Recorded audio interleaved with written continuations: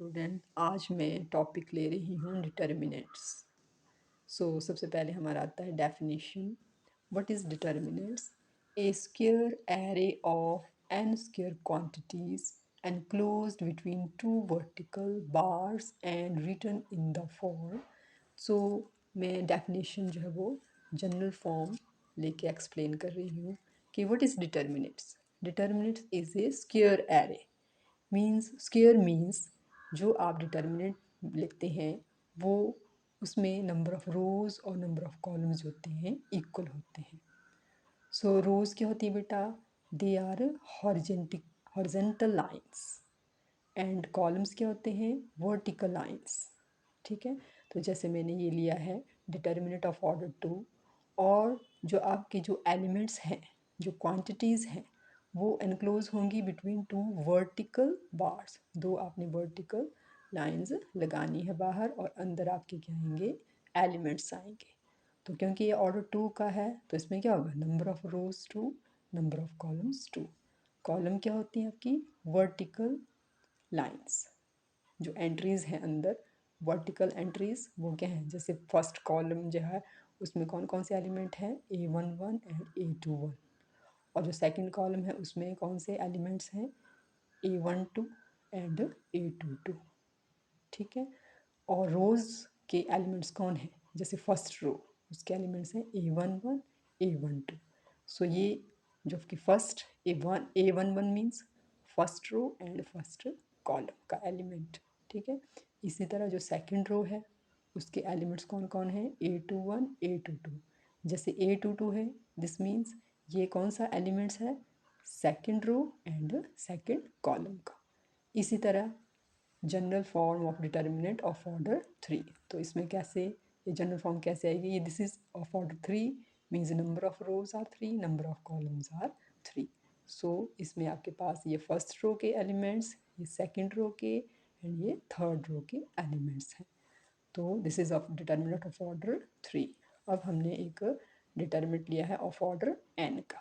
तो n means number of rows are n, number of columns are n।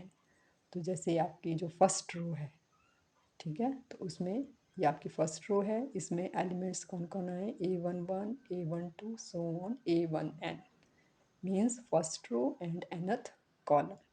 इसी तरह second row चली, third and so on nth row. तो nth रो में आपका AN1 मीन्स ये एलिमेंट कौन सा है? nth रो का एंड फर्स्ट कॉलम का एलिमेंट है।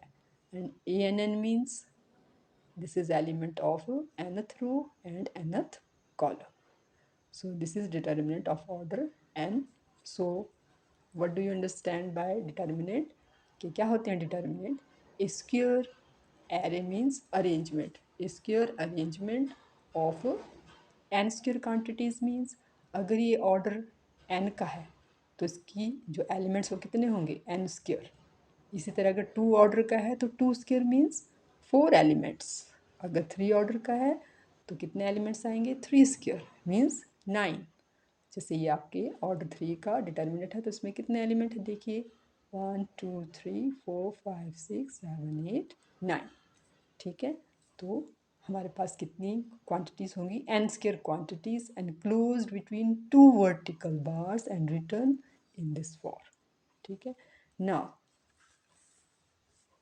इसमें आपके पास प्रिंसिपल डायगोनल और लीडिंग डायगोनल क्या होता है डिटर्मिनेंट में? इसकी डेफिनेशन है diagonal which contains the element. कैसे एलिमेंट होते हैं? A11 A22 A33 and so on ANN। तो कौन सा डायगोनल आएगा यहाँ पे? प्रिंसिपल डायगोनल, जिसमें कौन कौन सी एंट्रीज है? A11 A22 A33 and so on up to ANN। This is our principal diagonal और लीडिंग डायगोनल। नाउ हम वैल्यू ऑफ डिटर्मिनेंट कैसे फाइंड आउट करते हैं?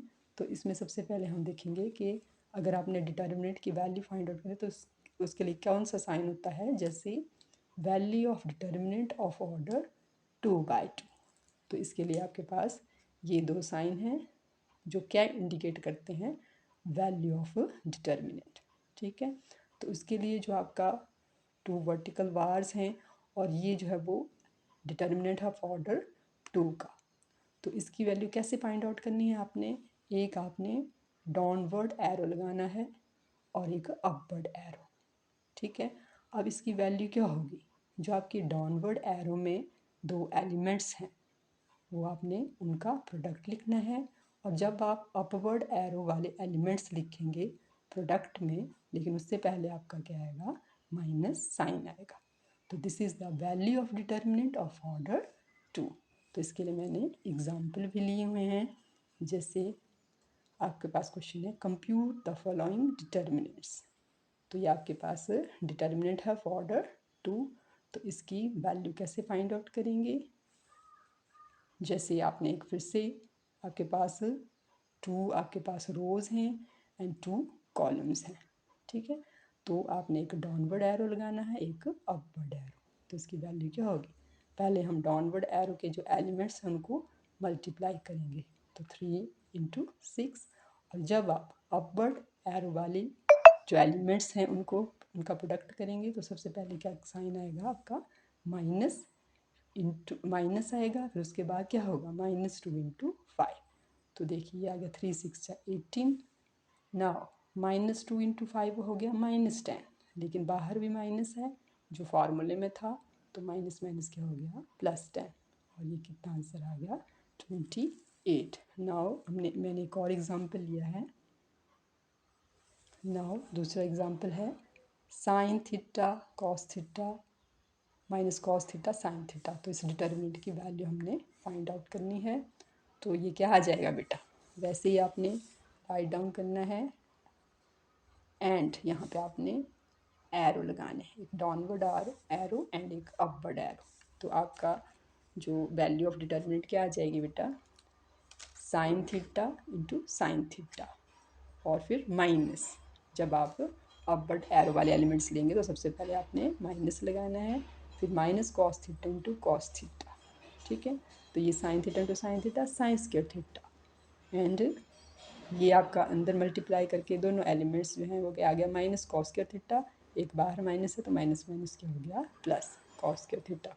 और ये फार्मूला है आपका ट्रिग्नोमेट्री का, sine square theta plus cos square theta क्या होता है, 1। So this is the value of this determinant. Now एक नेक्स्ट है आपके पास एग्जांपल।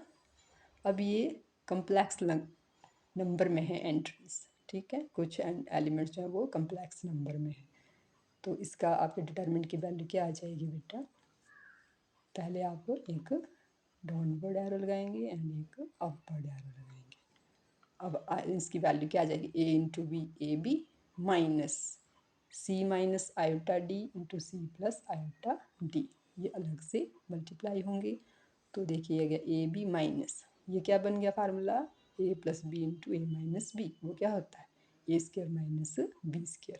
तो a क्या है हमारे यहाँ पे c, तो आ जाएगा C square minus iota square into D square. तो आयोटा स्क्र की वैल्यू आपकी होती है -1, तो वो वैल्यू आप यहाँ पे पुट करेंगे, तो ये क्या बन जाएगा, माइनस माइनस प्लस, तो that becomes a b minus, और ब्रैकेट में क्या आ गया, c square plus d square, ठीक है।